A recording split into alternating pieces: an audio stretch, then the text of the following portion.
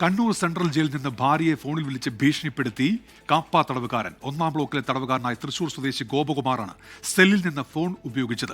ഇയാളിൽ നിന്ന് phone കണ്ടെത്തിയതോടെ Kannur town police കേസെടുത്തു. 1-ാം ബ്ലോക്കിലെ 15-ാം നമ്പർ സെല്ലിൽ നിന്നാണ് ഗോപകുമാർ തൃശൂർ ആമ്പല്ലൂരിലെ വീട്ടിൽ കഴിയുന്ന ഭാര്യയെ ഫോണിൽ വിളിക്കുന്നത്. സംഭാഷണത്തിലുടനീളം ഭീഷണിയും അസഭ്യവർഷവുമാണ്. ജയിലിലെ ലഹരി ഇടപാടിന് പണം എത്തിച്ചു നൽകാത്തതിനെ തുടർന്നുള്ള ഭീഷണിയാണെന്നാണ് ഭാര്യയുടെ പരാതി. ഹലോ,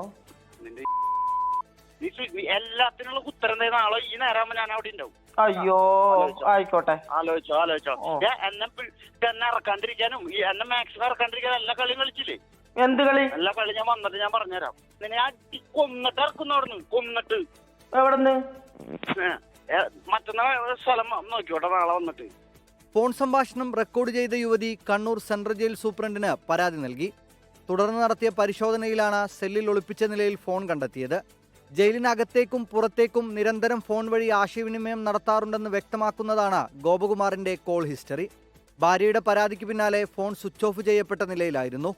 സൂപ്രണ്ടിന്റെ പരാതിയിൽ Kannur town police case register ചെയ്തു. കാപ്പ തടവുകാരനായ ഗോപകുമാറിനെ 10-ാം ബ്ലോക്കിലേക്ക് മാറ്റി. കണ്ണൂർ സെൻട്രൽ ജയിലിൽ നിന്ന് ഫോണുകൾ പിടികൂടാറുണ്ടെങ്കിലും ഫോൺ ഉപയോഗത്തിന്റെ പ്രകടമായ തെളിവ് പുറത്തുവരുന്നത് ഇതാദ്യമാണ്. 24 കണ്ണൂർ. ലോകത്തെവിടെയായാലും ഏത് സമയത്തും 24 വാർത്തകളും ഓഗ്മെന്റഡ് റിയാലിറ്റി പാക്കേജുകളും എക്സ്പ്ലെയിനറുകളും വിശദമായി കാണാൻ ഞങ്ങളുടെ യൂട്യൂബ് ചാനൽ നിങ്ങൾക്ക് സബ്സ്ക്രൈബ് ചെയ്യാം.